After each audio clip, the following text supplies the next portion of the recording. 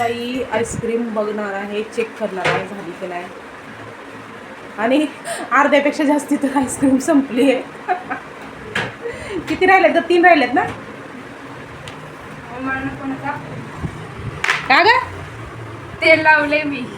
मग असू दे ना, तेल लावल्यावर कसं दिसतंय ना, माहिती आहे ना. सगळं कसं खाली वैभवसाठी थोडंसं ठेवायचं होतं. हां, आणि हे ना, हे रॅपर जे आहे ना, ते रॅपरमुळं कुल्फी व्यवस्थित नाही घट्ट झाली. तसं झाली आहे घट्ट नाही फ्रीज. हां, फ्रीज नाही झाली. कॉईल पेपर इथं वापरला ना तर एकदम भारी कुल्फी होते. पण इथं कॉईल पेपर नव्हता म्हणून मी हे रॅपर वापरलं होतं. हे अगोदर चेक कर. कशाला? हे अगोदर चेक कर झालंय का नाही.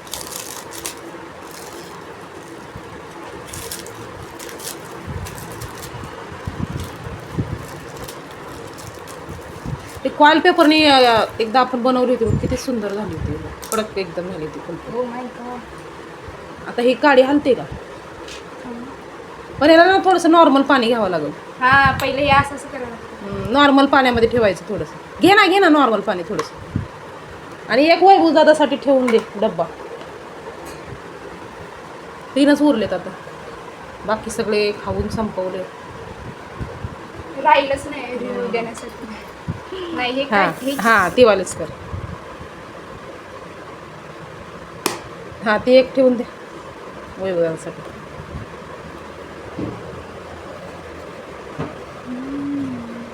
हे अनुताई आता ही काढ.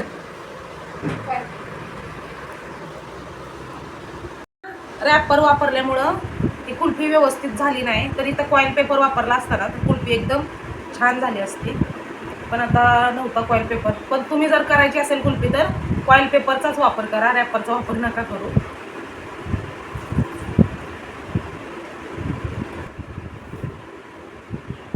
छान आहे. बाकी टेस्ट एकदम भारी झाली आहे. टेस्ट एकदम भारी झाली. मी एकदा ना कॉईल पेपरनी केलं होतं तर खूप छान झाली होती कुल्फी. बाकी करून बघा नक्की. फक्त कॉईल पेपरचा वापर करा.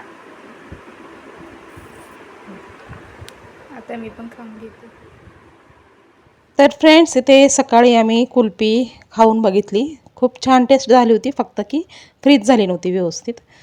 आणि आता हा व्हिडिओ आहे 4 मार्चचा. तर दुपारची वेळ आहे आणि दुपारच्या टायमाला काहीतरी असे उद्योग करायचे असतात. तर 3 वाजलेले आहेत दुपारच्या आणि मी इथे मैद्याचे बिस्किट बनवणार आहे. मैदा थोडासा होता घरामध्ये उरलेला, तर त्याचा यूज म्हणजे मी समोसे बनवण्यासाठी मैदा आणला होता. पण समोसे बनवणं झालं नाही ना. आता आजकाल तर साहेबांना बटाटे खायचं तर बंद झालेलं आहे, त्यामुळं समोसा काही बनवणार नाही. त्यामुळं मग म्हणलं की बिस्किटच बनवून घ्यावे मैद्याचे. तर इथे ना 2 जी छोटी वाटी आहे ना त्याच्यानं 2 वाटी मी मैदा घेतलेला आहे. त्याच्यामध्ये अर्धी वाटी सुकं खोबरं वाटून टाकलेलं आहे. आणि आता त्याच वाटीने 1 वाटी इथे रवा घेणार आहे. तर बारीक रवा आहे. आणि साईडला ना 1 वाटी मी साखर भिजायला घातलेली आहे. त्याच्यामध्ये अर्धी वाटी पाणी टाकलेलं आहे. तर आता मैदा, रवा आणि खोबरं हे घेतलेलं आहे. आणि आता याच्यामध्ये टाकायचं आहे चवीपुरतं मीठ. कारण की मीठ टाकल्याशिवाय कोणताही पदार्थ चव लागत नाही. थोडं का होईना, चिमूटभर का होईना, पण मीठ असलंच पाहिजे कुठल्याही पदार्थामध्ये. तेव्हाच तो पदार्थ चांगला लागतो. भलं तो गोड असू द्या, तिखट असू द्या, कसलाही असू द्या, पण मीठ ही चव वाढवण्याची गोष्ट आहे. आणि आता याच्यामध्ये ना थोडंसं तूप टाकणार आहे मी.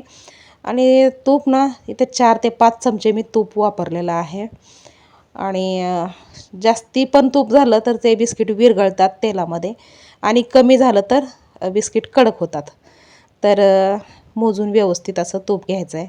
2 वाटी मैदा, 1 वाटी रवा आणि अर्धी वाटी खोबरं, याच्यामध्ये मी 5 चमचे तूप टाकलेलं आहे. आणि आता हे सगळं व्यवस्थित असं अगोदर चोळून घ्यायचं, मिक्स करून घ्यायचं व्यवस्थित.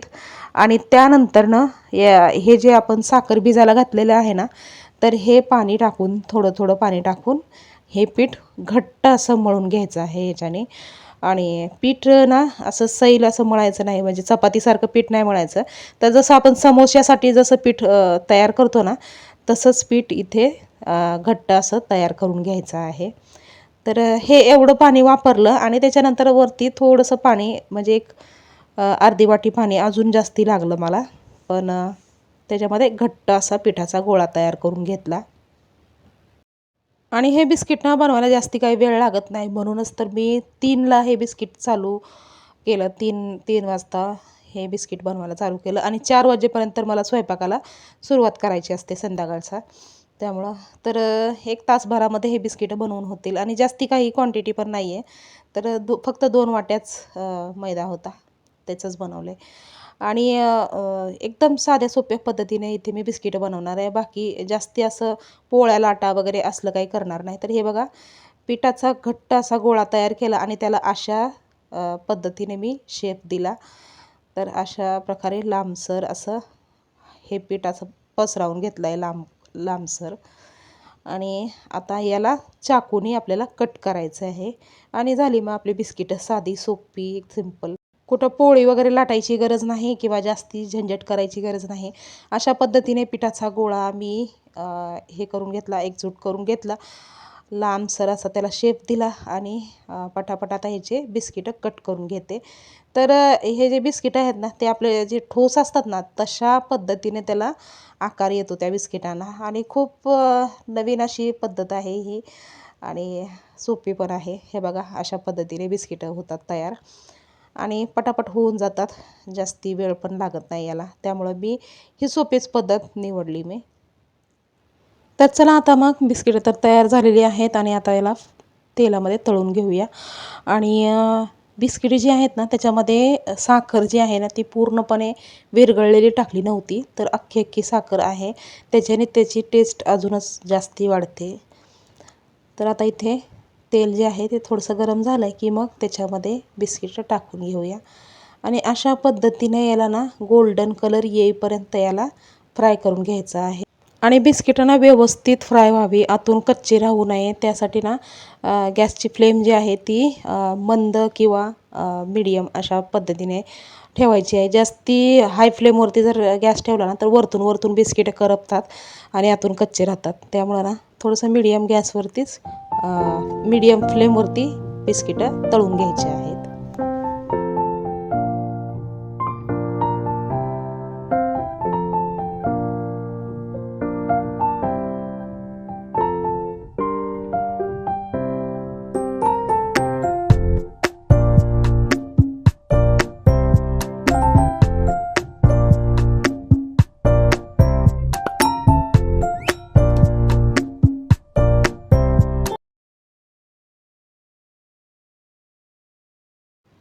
तर आता इथे सगळी बिस्किटं जी आहेत ती तळून झालेली आहेत आणि 1 तासभरामध्येच सगळी बिस्किटं पण तयार झालेली आहेत इथे.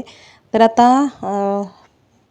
ही बिस्किटं मी एका साईडला ठेवून देते आणि आता स्वयंपाकाची पण वेळ झालेली आहे. तर हे सगळं करतच ना मी कुकरला पालक शिजायला ठेवली होती आणि पालक शिजल्याच्या नंतर पालकचा करगटा मी तयार केलेला आहे. त्याचबरोबर भात पण शिजवून ठेवलेला आहे.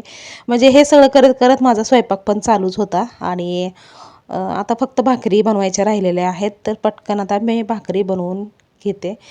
आणि साहेब आलेले आहेत स्टेशनला, पण ते गेलेत बाईकमध्ये पेट्रोल भरायला.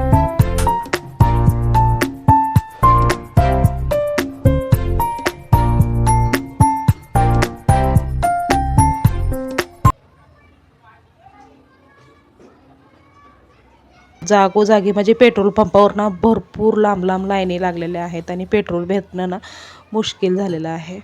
त्यामुळं ते गेलेत तिकडं आणि तोपर्यंत मी पटापट इथे भाकरी बनवून घेते.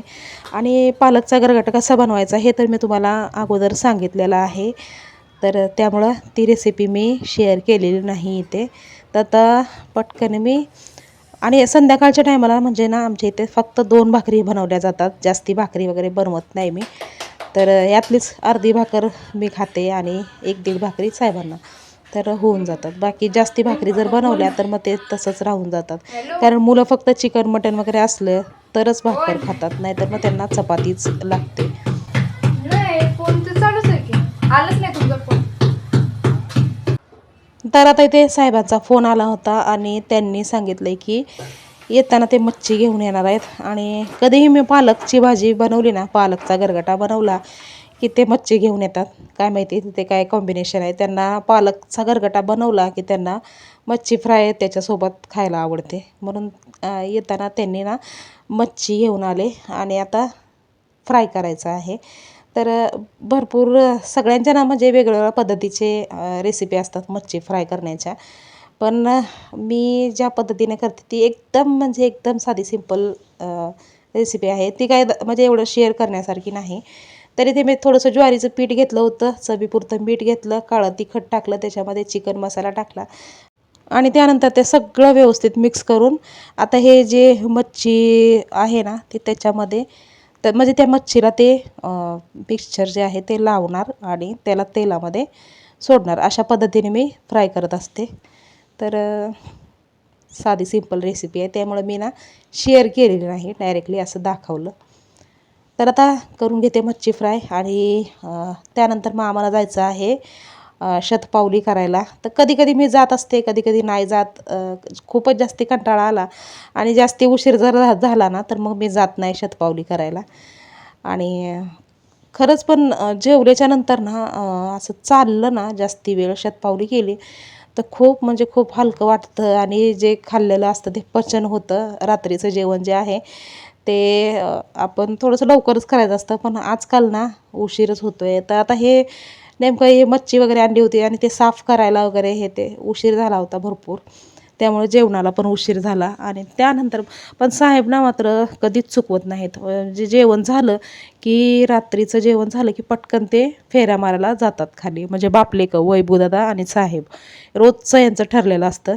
बाकी मी कधी कधी असते, कधी कधी नसते, असं असतं. तर हे बघा अशा पद्धतीचा आमचा आजचा सिंपल डिनर होता.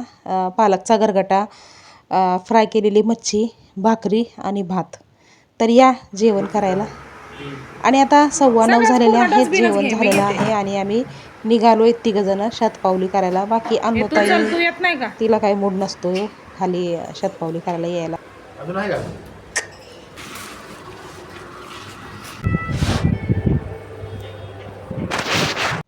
तर फ्रेंड्स हे दोघं बापले का ना लिफ्टचा वापर एकदम कमी करतात आणि होता होईल तेवढं ते स्टेअरकेसनीच येतात जातात. पण मला मात्र स्टेअरकेसनी चढणं उतरणं म्हणजे होत नाही, त्यामुळे मी लिफ्टनीच खाली आले. तर चला आता शतपावली करूया, कारण की शतपावली करणं हे खूप गरजेचं आहे जेवणानंतर. आणि आज ना चंद्र जो आहे तो पूर्ण दिसत होता.